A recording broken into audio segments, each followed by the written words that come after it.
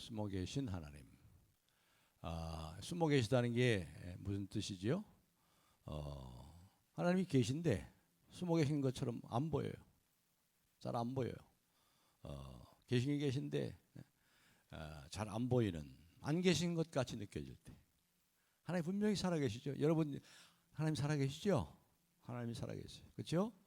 하나님 여전히 살아계신데 어떤 때는 하나님이 전혀 없는 것처럼 여겨질 때, 안 계신 것처럼 여겨질 때, 하나님이 침묵하시고 오랫동안 침묵하시고 기도에 응답하시고 하나님이 나에게 도대체 관심도 없으신가, 이럴 때 하나님이 숨어 계신 것처럼 느껴요. 숨어 계신 하나님. 기도 응답이 지체되고 기도해도 눈에 보이는 현실은 변한 것이 별로 없어요. 이럴 때 참 낙심하게 되고 캄캄한 가운데 하나님은 어디 계십니까? 어찌하여 하나님 멀리 계십니까? 이렇게 탄식할 수밖에 없는 이러한 상황에서 그 하나님이 바로 숨어 계신 하나님. 숨어 계신 하나님은 굉장히 중요한 신학적 주제가 됩니다. 숨어 계신 하나님. 그래, 오늘 이 말씀을 가지고 잠깐 우리 말씀을 나누면서 기도하려고 합니다. 날씨가 많이 살살해졌어요. 어제 가을비가 오더니 기온이 뚝 떨어지고 내일 아침에는 기온이 5도까지 떨어진답니다. 5도까지. 지금 한 자리 숫자까지 안 떨어졌는데 내일 아침엔 5도까지 떨어지고 대관령에는 영하 2도까지 떨어진답니다. 근데 다행히 다음 주부터는 이제 가을 날씨를 다시 회복해 가지고 두 자리 숫자, 아침 기온도 두 자리 숫자로 우리 합니다. 그러니까 우리는 어느 정도 날씨를 예측할 수가 있어요. 예측할 수가. 가을이 됐는데 비가 온단 말이죠. 가을을 예측하고 좀 날씨가 쌀쌀해지겠구나. 그렇게 다 예측을 하죠. 가을 비가 오면 그래요. 물론 우리가 이 기상 이변을 통해서, 기상 이변으로 이제 많이 일어나죠. 요즘에는 기상 이변이 많이 있기 때문에 눈이라고는 전혀 보지 못하는 저 미국의 텍사스에, 그건 겨울에도 모기가 날아다녀요. 그런데 겨울에 눈이 와요. 눈이라고 볼 수 없는 곳에 눈이 옵니다. 또 작년인가 재작년에는 중동에 말이에요. 이란에 뭐가 왔어요? 눈이 와서 눈이 내렸어요. 1년 4계절, 이 4계절 동안 한 번도 눈이라고 내리지 않는 그 중동의 이란 지역에 눈이 쏟아져가지고 놀래는. 그러나 대부분 이렇게 기상 이변이 없는 한 우리가 날씨를 예측할 수 있습니다. 그렇죠? 예측할 수 있어요. 또 경제 뭐 이런 것도 어느 정도 예측을 하면서 거기에 대비를 하지요. 그런데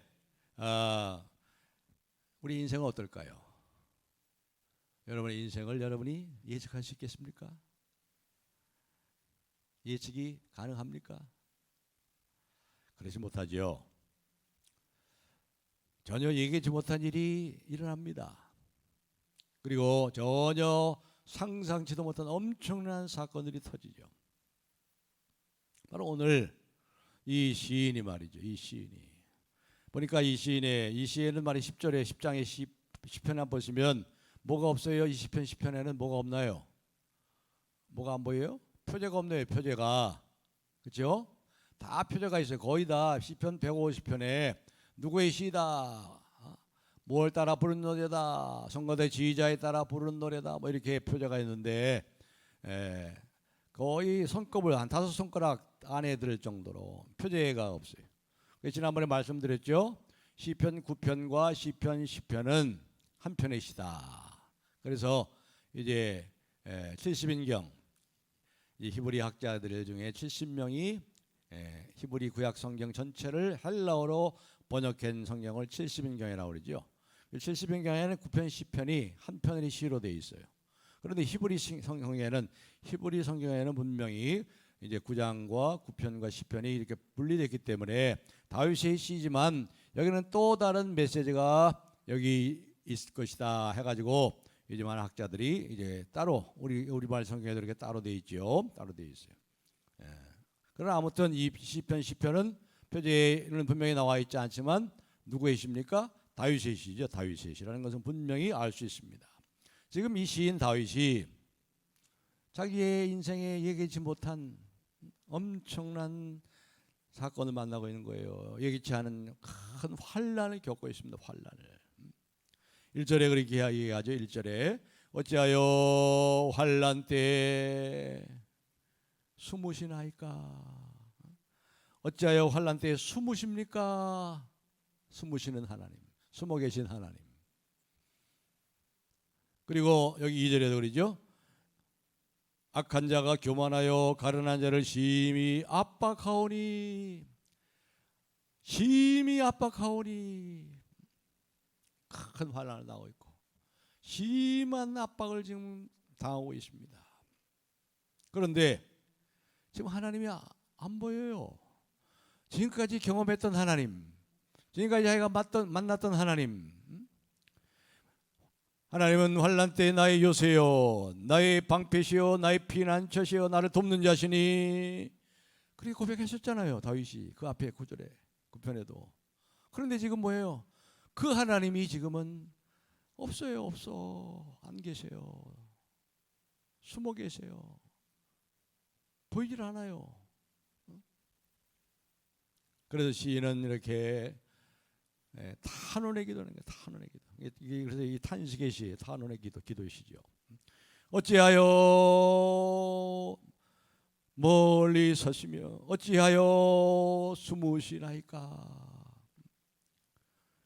이말로 라마 엘리엘리 라마 사박다니 그랬죠. 라마 어찌하여 나의 하나님 나의 하나님 어찌하여 나를 버리시나이까. 라마. 영어로는 why 어찌하여. 과거에는 말이죠, 늘 도우셨어요. 피난처가 되시고 환난 때에 요새가 되시고 방패가 되시고 나를 돕는 그분께서 계셨는데 지금은 아무리 돌아봐도 사방팔방을 돌아봐도 그 하나님이 숨어 안 계신 거예요. 그 하나님이 안 보이는 거예요. 그래서 환난 때에 숨으시나이까. 9장 9절에 분명히 그 앞에 9편 시편 9편 9절에 그러게 여호와 하나님은 환난 때에 요새시라, 나의 요새시라 이렇게 고백했는데 지금 그걸 반문하는 거죠. 그 요새 되신 하나님이 지금 어디 계십니까? 하나님의 무관심, 하나님의 부재, 하나님의 부재, absence of God, 하나님이 안 계세요. 하나님 없음. 이게 모든 불행의 원인이잖아요. 아무리 힘들고 어려워도 하나님이 내 곁에 계시고 나를 도와주시고 나를 붙잡고 계시고 나의 피난처 되신 것이 보이면 뭔가 그 현실적으로 눈에 보이고 말이죠 하면 되는데, 욥도 그랬죠. 욥도 아무도 없어요. 그래서 하나님을 향하여 눈물을 흘리고 그렇게 고백했잖아요. 그런 반면에 여기 악인들은 어떻습니까? 이 악인들 보니까 아주 그 행태가 말이죠, 교만하고 그리고 기고만장합니다. 그들 향해서 하나님 이제 타하는 쪽으로 고발을 하는 거예요. 2절 말씀에 이렇게 얘기하죠. 2절 말씀에 악한 자가 교만하여 가련한 자를 심히 압박하오니. 가련한 자가 나오죠. 가련한 자. 9절에도 가련한 자가 나옵니다. 가련한 자. 이제 하나님 믿고 의지하는 자라고 우리가 9편에서 생각했었죠. 그 다음에 3절에서도 이 악한 자에 대해 얘기합니다. 악인은 그의 마음의 욕심을 자랑하며 탐욕을 부리는 자는 여호와를 배반하여 멸시하나이다. 또 4절에 보시면 악인은 그의 교만한 얼굴로 말하기를 여호와께서 이를 감찰하지 아니하신다 하며 그의 모든 사상에 하나님이 없다 하나이다. 이게 악인이에요. 이 악인들은요, 하나님의 존재 자체를 부인하는 이론적 무신론자가 아니에요. 이론적으로 무신론자 그게 아니고, 여기서 나오는 악인은 뭐냐면 실천적 무신론자, 실제적인 무신론자예요. Practical artist. 다시 말하면 이 실제적인 무신론자는 뭐냐면요, 하나님의 존재는 인정해요. 하나님 계시대. 이 악인들도 하나님의 존재를 인정하면서도 그러나 인간의 역사 속에서 하나님이 개입하지 않는다는, 실제적으로 하나님이 없다고 생각하는 이 실제적인 무신론자. 그러니까 이 실제적인 무신론자는 결국 뭐하고 비슷하냐면요, 이신론자하고 비슷해요. 디스트, 자연신론. 자연신론이 뭐죠? 자연신론하는 것은 이제 스스로 뭐가 잘 되고 있다. 그러니까 이제 자연신론 쉽게 얘기하면 모든 것이 자연 법칙에 의해서 자연적으로 움직인대. 자연적으로 움직. 해가 동쪽에서 이제 자연적으로 뜬다는 거 이게요. 동쪽에 떴다가 서쪽으로 지고, 그리고 이제 뭡니까 아침이 왔다가 이제 한낮이 되고 나중에 이제 어두워지고 밤이 되고 캄캄해지고, 이렇게 하면서 자연 법칙에 따라서 봄이 오면 그 다음엔 여름이 오고, 여름이 오면 가을이 오고, 가을이 오면 또 겨울이 오고, 이 사계절이 이렇게 자연스럽게 바뀐다. 이게 바로 이 자연신론자인데요. 다시 말해서 스스로 항상 잘 되고 있으니까 참 이게 잘 되고 있다, 잘 되고 있다. 하나님이 어디 있느냐? 그냥 잘 되고 있는데 하나님의 심판이 자신들에게 미치지 않는다. 5절 6절에서 그렇게 얘기하잖아요. 5절 6절 그의 길은 언제든지 견고하고, 이 악인들의 길이 견고해요. 견고하고 주의 심판은 높아서 그에게 미치지 못하오니 그는 그의 모든 대적들을 멸시하며, 6절 그의 마음에 이르기를 나는 흔들리지 아니하며 대대로 환난을 당하지 아니하리라 하나이다. 실제로 하나님이 없어요. 실제로. 그래서 이들은 아주 기고만장하고 말이죠. 가련한 자, 가난한 자, 외로운 자, 겸손한 자, 이들이 자기들의 먹잇감으로 삼아가지고, 그래도 여전히 하나님은 침묵하고 계시고 하나님은 무관심하고, 그래서 이 시인은 고통 속의 좌절 가운데 고뇌하면서 어찌하여 하나님은 숨으시나이까, 어찌하여 멀리 계시나이까. 이 약한 자는 11절에 분명히 얘기하죠. 어떤 자인 것을. 약한 자들은 그가 11절에 보면 그가 약한 자예요. 그가 그의 마음에 이르기를 하나님이 잊으셨고, 하나님이 존재를 인정해요. 하나님이 잊으셨고 그의 얼굴을 가리셨으니 영원히 보지 아니하시리라 하나이다. 하나님 멀리 그냥 하늘에 계시고 그냥 이 세상은 그냥 자연에 의해서 돌아가도록 관심도 없이 멀리 계신 하나님. 그렇게 얘기하는 거예요. 여러분, 하나님 그런 분이 아니죠. 하나님 어떤 분이에요? 초월하시는, 멀리 계세요. 하늘 끝에 계세요. 이것은 뭐예요? 뭐냐는 거예요? 초월하고 계시다. 누구도 그 하나님께 범접할 수 없고 하나님의 뜻을 거스를 수도 없는 초월하신 하나님. 초월하실 뿐만 아니라 그 하나님 어떤 하나님이에요? 내재하시는 하나님이에요. 내재하시는 하나님. 이 세상에 들어오셔서 간섭하시고 개입하시는 인생사의 모든 인생사의 우리의 머리털 하나까지도 다 세셔서 참새 한 마리도 말이죠. 참새 한 마리도 그 얼마 되지 않는 참새 한 마리가 떨어지는 것까지도 다 간섭하시는 하나님, 초월하시고 내재하시는 하나님이에요. 근데 이 실제적인 무신론자는 내재하시는 하나님을 인정하네. 초월하는 하나님만 인정. 이런 가운데 이 시인은 도대체 하나님이 살아계시다면 이런 일이 있을 수 있는가 하는 그러한 큰 환난과 억압을 지금 당하고 있는 겁니다. 지금 자기가 처해 있는 상황에 보면 그렇게 보이지 않는다는 거지요. 모든 것이 이 불공평과 억울함으로 가득 차 있다는 거예요. 도대체 하나님이 계시면 이럴 수가 있는가? 이럴 일이 나오고 있다.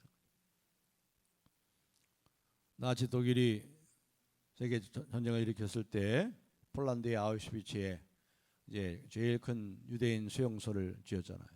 많은 유대인들이 거기서 학살당했죠. 가스실에 이제 들어갑니다. 누가 들어갑니까? 노동력이 없을 때, 노동력을 상실한 여자들, 또 노인들, 어린아이들. 그래가지고 아침마다 조모를 하잖아요. 아침마다 조모를 하는데 서로 얼굴을 봐주면서, 얼굴이 생기가 있고 얼굴이 핏기가 있으면 이제 살아남는 거예요. 그런데 얼굴이 핏기가 없고 그러면 너 이쪽으로 서라고. 그러면 어떻게 돼요? 바로 가스실로 들어가는 거예요. 그러니까 서로 바라보면서 내 얼굴 괜찮아? 그렇게 서로 보는 거예요. 그래서 만약에 자기 얼굴이 핏기가 없고 그러면 어떻게 됩니까? 어떻게 해요? 손가락을 깨물어가지고 피를 흘려가지고 피로 얼굴 화장해요. 화장. 이런 상황에서 그래 이제 이쪽으로 서라. 그러면 가스실로 들어가는 거예요. 다 발가벗겨가지고 그걸 보면서 거기 있는 사람 한 사람이 외치는 거예요. 하나님은 죽었다. 하나님은 죽었다. 도대체 하나님이 살아계시다면 이런 일이 일어날 수가 있는가? 이런 상황이니까 이런 상황. 그래서 사신신학이라는 것이 거기서 나왔어요. 사신신학. 신은 죽었다. 의로우신 하나님이 계시면 도대체 이런 일이 일어날 수 있느냐? 이 시인이 지금 경험하는 것이 바로 그거예요. 세상에는 오직 두 종류의 사람만 있다는 것입니다. 하나는 잡아먹는 사람들이고 하나는 잡아먹히는 사람들. 8절 9절에 그렇게 얘기하지요. 8절에 보면은 우리 다 같이 한번 읽겠습니다. 8절 9절 시작. 그가 마을 구석진 곳에 앉으며 그 은밀한 곳에서 무죄한 자를 죽이며 그의 눈은 가련한 자를 엿보나이다. 사자가 자기의 굴에 엎드린 같이 그가 은밀한 곳에 엎드려 가련한 자를 잡으려고 기다리며 자기 그물을 끌어당겨 가련한 자를 잡나이다. 약한 자를 착취하는 강자와 거기에 억눌림을 당하고 착취당하는 약자들, 가련한 자들. 한마디로 양육강식의 세상. 정글의 법칙이 정글에게 있는가? 이 세상이 그렇다네. 이 세상이. 그리고 이 악한 자는, 이 강한 자는 말이죠, 긍휼도 없고 무정해요. 무정해.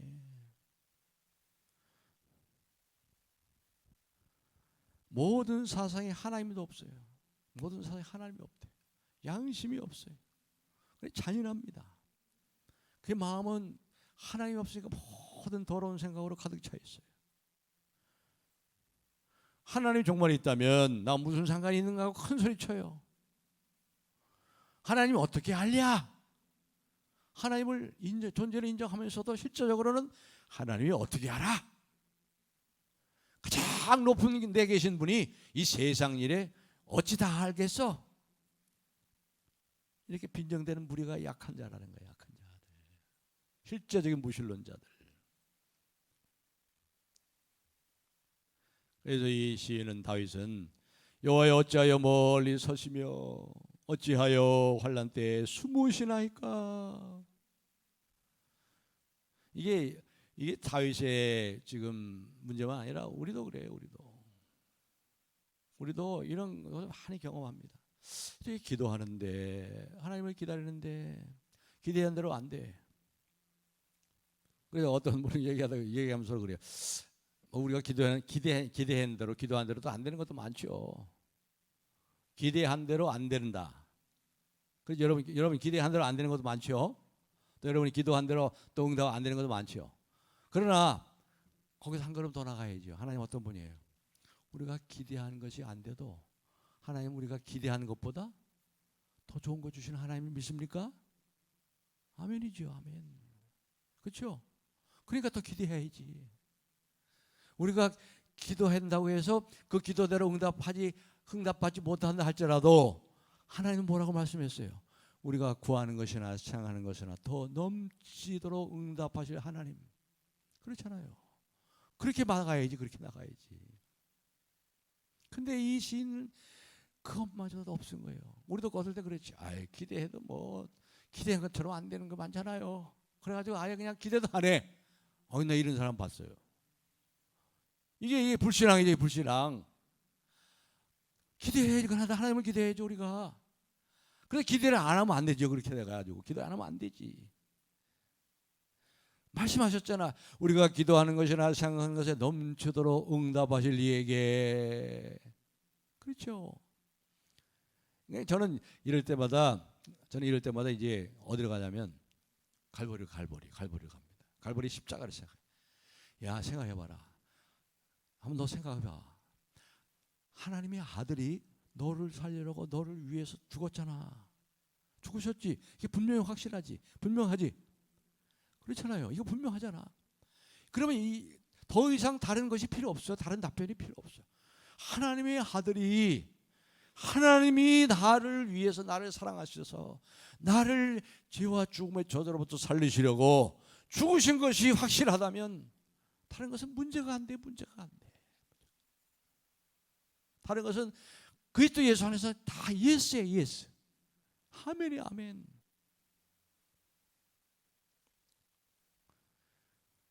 그러나 우리가 어떨 때는 우리의 믿음이 흔들려요. 의심이 나요. 우리의 믿음이 의심에 가고 우리의 믿음이 갈등이 생겨요. 흔들려요. 그래도 믿음이 있는 거예요. 그게 믿음이 있는 거예요. 여기서도 이 시인 다윗은 말이죠, 탄원의 기도를 하는 거예요. 탄원의 기도. 탄원의 기도를 한다는 게 뭐예요? 믿음이 바탕이 됐단 말이에요. 믿음이 기초가 되어서 기도하잖아요. 탄원하잖아요. 하나님께 탄식하며 기도하자는 것은 뭐예요? 그래도 믿음이 있어서 믿음이 있잖아요. 이 다윗은 여호와께서 과거에 자기에게 개입하시고 간섭하시는 과거의 경험들을 기억해내면서 탄원의 기도를 드리고 있습니다. 믿음이라는 건 뭐예요? 과거에 경험했기 때문에, 과거에 하나님을 경험했기 때문에, 과거에 나를 그 위급한 상황에서 건지신 하나님, 그 위기에서 건지신 하나님, 그 하나님을 경험했기 때문에 기대하시는 거예요. 그리고 기대하고 있는 것을 우리가 이미 믿음으로 경험하시는 거예요. 경험하시는 거예요. 믿음은 보이지 않는 것들의 실상이요, 보지 못하는 것들의 증거니, 과거에 한번 경험했으니까, 하나님의 신실함을 맛봤으니까 그 하나님은 오늘도 여전히 장래에도 나를 도우신다. 나를 이 위기에서 건져주신다. 예전에 바로 적당한 때에 하나님이 오셨어요. 하나님이 저를 만나주셨어요. 하나님 응답하여 주셨어요. 하나님의 그 위기에서 건져주셨어요. 그 하나님에 대한 믿음을 전제로 하면서 탄원함이 기도하고 나오고 있는 거예요. 어찌하여 이 말이 뭡니까? 이 어찌하여라는 말이 뭡니까? Why? 이게 무슨 뜻이 있어요? 믿음은 의심도 하죠. 믿음은 갈등도 하는 거예요. 어떤 때는 당황하기도 하고 좌절합니다. 하지만 어찌하여 과거에 나를 도우신 하나님, 어찌하여 지금은 왜? 그러니까 이 사람은 뭐예요? 과거에 경험한 거 있잖아요. 경험한 것이 있는 거예요. 그래서 이 시인은 한 걸음 더 나가서 믿음으로 탄원의 간구를 드리고 있어요. 여기 2절 하반절에 뭐라고 해야 합니까? 그들이 자기가 베푼 꾀에 빠지게 하소서 하고 간구하고 있잖아요. 믿음으로 나가고 있잖아요. 그들이 자기가 베푼 꾀에 빠지게 하소서. 현실은 암울하게 보여도 보이는 현실에 낭망하지 않고, 그렇게 보여도 하나님은 살아계시고 나의 탄식을 듣고 계시고 반드시 응답하시는 신실하신 하나님을 믿고 신뢰함으로 이 시인은 탄원의 기도로 나아가고 있는 겁니다. 자기가 베푼 꾀에 빠지게 하소서. 바울 사도도 고린도후서 1장 10절에 이렇게 말합니다. 큰 사망에서 우리를 건지셨고 또 건지시리라. 또한 이후에라도 건지시기를 그를 의지하여 바라노라. 그렇죠? 큰 사망에서 우리를 건지셨고 또 건지시리라. 왜요? 큰 사망에서 자기를 건지신 하나님을 경험했기 때문에 그 하나님은 여전히 또 건지시고 또한 이후에라도 건지시기를 그를 의지하여 바라노라. 찬송가 중에 이런 찬송이 있죠. 이전에 나를 인도하신 주 장래에도 내 앞에 험산 줄령 만날 때 도우소서. 다 같이 밤진하고 저 밝은 아침에 기쁨으로 내 주를 만나리. 아멘. 내 앞에 험산 줄령 만날 때 도우소서.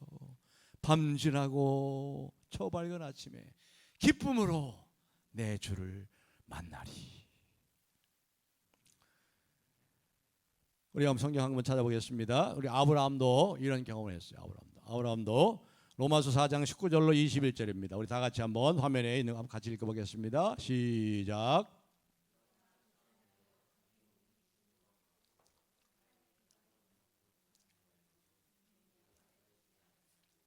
믿음이 없어 하나님의 약속을 의심치 않고 믿음으로 견고해져서 하나님께 영광을 돌리며 약속하신 그것을 또한 능히 이루실 줄을 확신하였으니. 아멘. 자, 우리 잘 아시죠? 아브라함 75세에 하나님 아브라함을 부르시고 네 후손이 하늘의 별과 같이, 밤에 하나님께서 데리고 나갔잖아요. 하늘을 보라, 별과 같이 많게 땅의 모래를 봐라, 모래같이 내 후손이 많으라. 그런데 뭐예요? 10년이 지나고 20년이 지나요. 25년이 다 돼가 100세가 되다 100세가 다 돼가.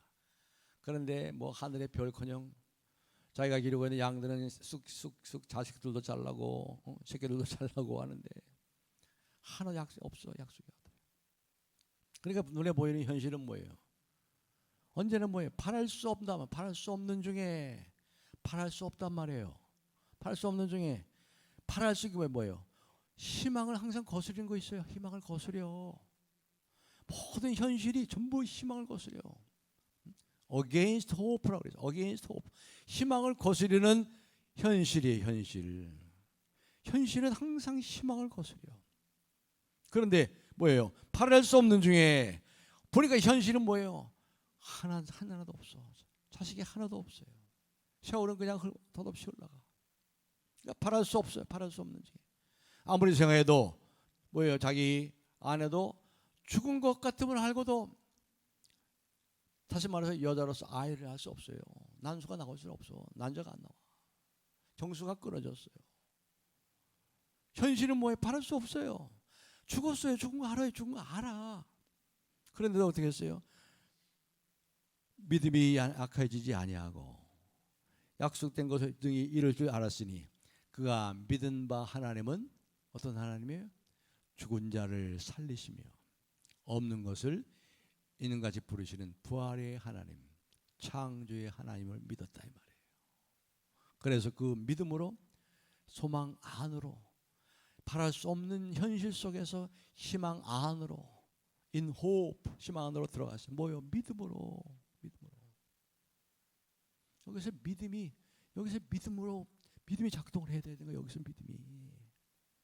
여기서 이 믿음이 작동을 해야죠.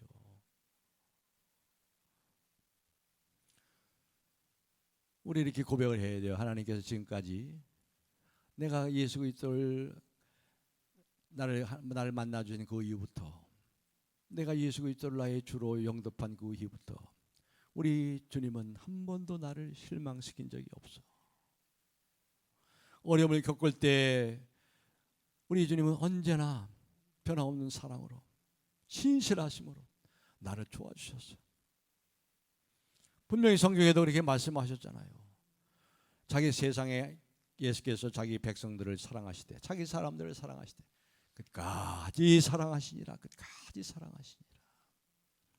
시편 48편 14절에도 이 하나님은 영영이 우리의 하나님이시니 우리를 죽을 때까지 인도하시리로다. 하나님께서 어렸을 때에도 젊었을 때에도 나를 사랑하시고 돌보시고 인도하셨기 때문에 늙고 노쇠한 나를 버리시겠어? 그래서 다윗이 이렇게 고백하잖아요. 하나님이여 나를 어려서부터 교훈하셨으므로 내가 지금까지 주의 기사를 전하였나이다. 하나님이여 내가 늙어 백수가 될 때에도 나를 버리지 마옵소서. 그렇습니다. 바로 이때야말로 하나님에 대한 신뢰, 믿음이 빛을 발해야 돼요. 바로 이 자리에 믿음이 들어가야 돼요. 그래서 여기 보면은 이 1절을 한번 잘 살펴봅시다. 1절 우리 다 같이 한번 읽어보겠습니다. 10장 1절 시작. 여호와여 어찌하여 멀리 서시며 어찌하여 환난 때에 숨으시나이까. 여기 보면 우리말 성경에는요 인칭 대명사가 빠져 있어요. 근데 영어 성경만 보더라도 그렇게 되어 있어요. Why, O Lord, do you stand far off? 오 나의 하나님, 어찌하여 당신께서 멀리 서 계시며, 그 다음에 Why do you hide yourself? 왜 당신께서 hide yourself, 당신 자신을 in times of trouble, 왜 hide yourself? 내가 힘들고 어려울 때 왜 당신 자신을 숨기시나이까? Do you, 이게 뭐예요? 여기서 이 다윗이 고백한 하나님은 철학자들이 얘기하고 관념적으로 머릿속에서 이 상아탑에서 갇혀있는 그런 개념적인 관념적인 하나님이 아니에요.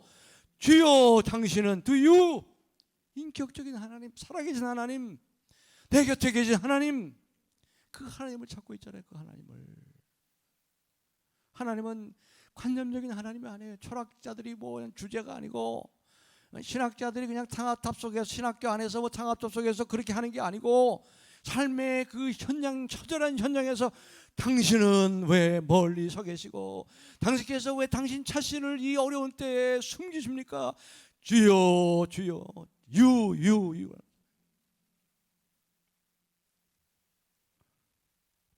인격적인 하나님이에요. 살아계신 하나님. 그래서 14절에 이렇게 말하지요. 14절에 다윗이 이렇게 합니다. 주께서는 보셨나이다. 주는 재앙과 원한을 감찰하시고 주의 손으로 갚으려 하시오니 의로운 자가 주를 의지하나이다. 외로운 자가 주를 의지하나이다. 주는 벌써부터 고아를 도우시니이다. 이렇게 확신하면서 하나님 앞에 탄원의 기도를 드리잖아요. 하나님은 숨어서 듣고 계시는 하나님이시라는 거예요. 숨어 계시는 것처럼 보이지만 그 숨어서 여전히 다 보고 계시고 듣고 계시는 하나님. 성경 한 구절 찾아보겠습니다. 예레미야 23장 24절입니다. 우리 다 같이 읽겠습니다. 시작.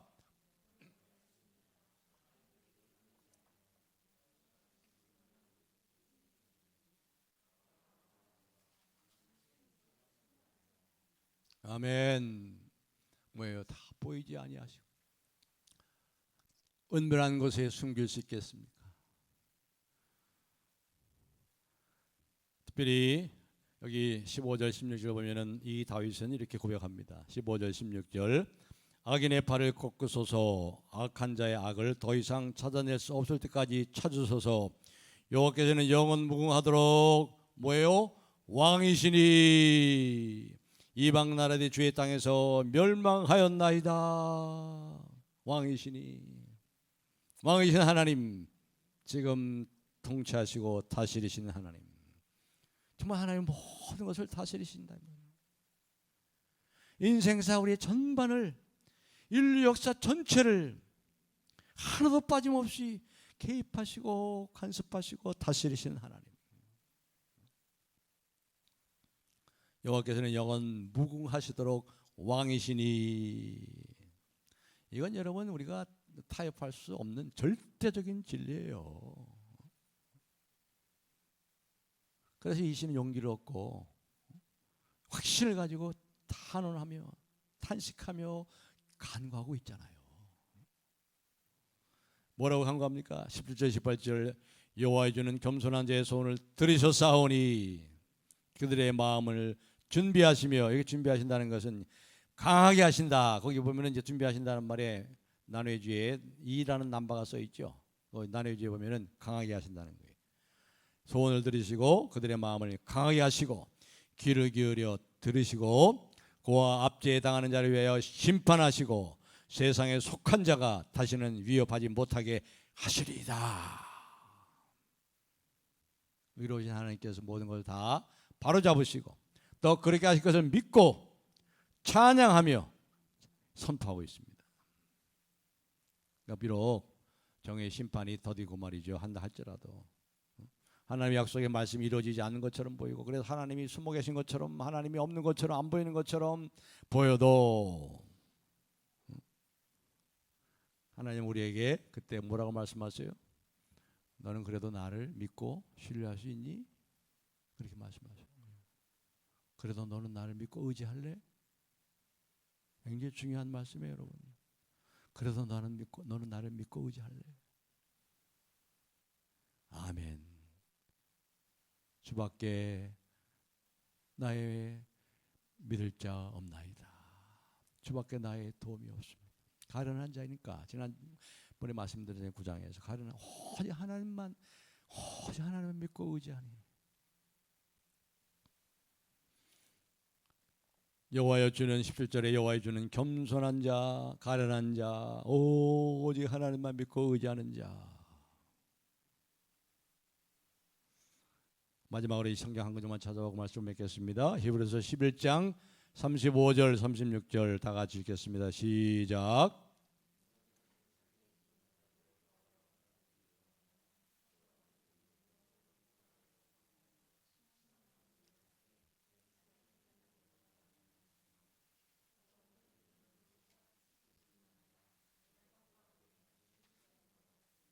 아멘. 그러고 나서 이제 나오는 말씀이 중요한 말씀이 뭐냐면 너희는 그러므로 믿음의 담대함을 잃지 말라. 이것이 너희에게 큰 상을 가져오리라. 지금 이 히브리서의 저자가 지금 히브리서 이 독자들이 말이죠. 오랫동안 신앙생활을 하면서 너무 지체되는 거예요. 그러면서 자기는 어려움 만나고 환난을 당하고 순교당하고 말이죠. 양같이 목자 잃은 양같이 헤매고 심지어 양의 가죽을 입혀가지고 죽임을 당하고 이런 가운데서 믿음을 잃고 떠나는 사람이 많아요. 믿음을 잃어버린 사람들이 많아요. 믿음이 파산한 사람들이 있는 거예요. 그러니 너희들은 믿음의 담대함을 잃지 마라. 반드시 그것이 너희에게 상을 가져오리라. 예수님께서 십자가에 돌아가시기 전에 제자들에게 말씀하셨죠. 내가 너희를 고와 같이 버려두지 아니하고 너희에게로 오리라. 예수님께서 말씀하신 대로 죽으시고 부활하신 후에 제자들에게 오셨어요. 주님께서 재림하시는 날 하나님의 나라가 완성될 때 고아와 억압당하는 자들 위에서 모든 것을 바로잡아 주실 것입니다. 여러분 지금 영적인 싸움이 치열하게 벌어지고 있는 거예요. 영적인 싸움. 예수 믿으면 복을 받고 잘 되고 만사 형통하고 그런 줄 알았는데 그렇지 않잖아요. 그래서 요즘 주일날 베드로 전설을 보고 있지만 오히려 예수 믿고 고난을 많이 당해요.